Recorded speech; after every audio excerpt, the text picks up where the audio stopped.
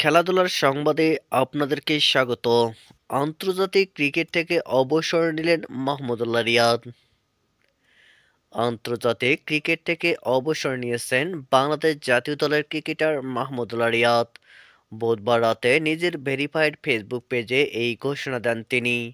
এতে মিস্টার রিয়াদ বলেন, আমি আন্তর্জাতিক ক্রিকেট থেকে অবসর নেওয়ার সিদ্ধান্ত নিয়েছি। আমি আমার সকল সতীর্থ, কোচ এবং বিশেষভাবে আমার ভক্তদের ধন্যবাদ জানাতে চাই, যারা আমাকে সবসময় পাশে থেকে সমর্থন করেছেন।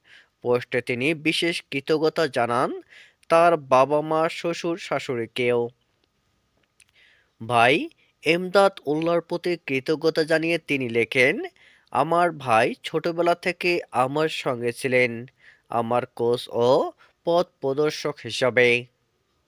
আমার স্ত্রী ও সন্তানদের ধন্যবাদ, যারা সব সময় আমার পাশে থেকেছে, সুখে দুঃখে আমাকে সমর্থন দিয়েছে।